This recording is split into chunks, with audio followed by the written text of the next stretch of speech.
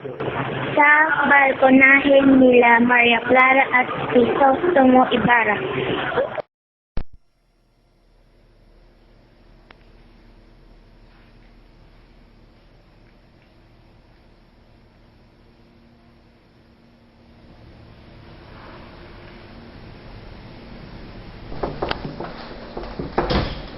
Magandang araw po, Tia Isabel. Magandang araw din sa'yo.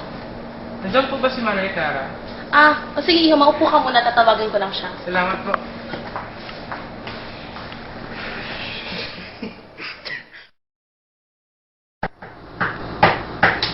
Ikaw ba yan, Ibarra? Maria Clara, sige, sabi po ito. Pasok po kayo, Tia.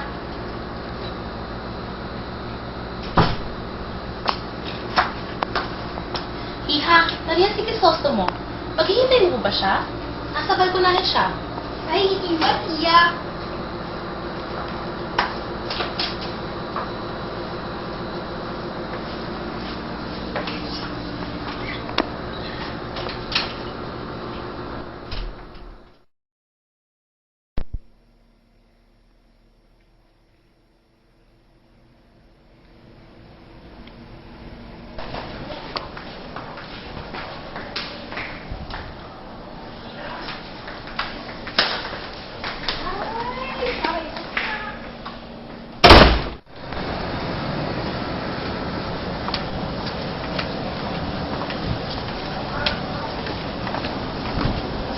Tulog mo, Maria.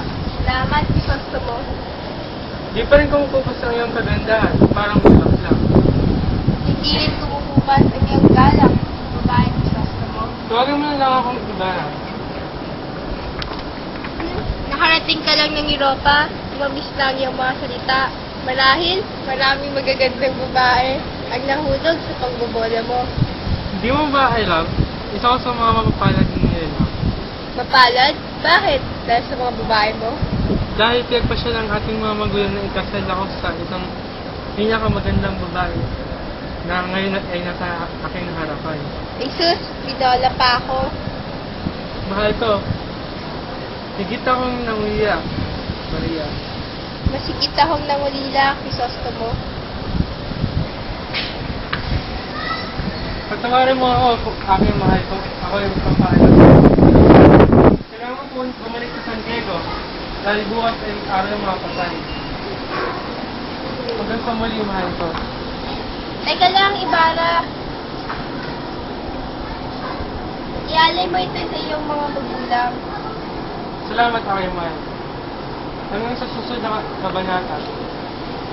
Mahal. Mag-iingat ka rin, mahal ko, Crisostomo.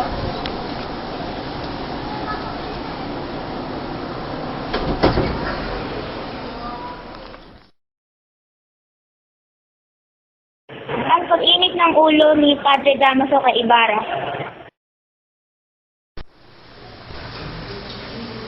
Hoy!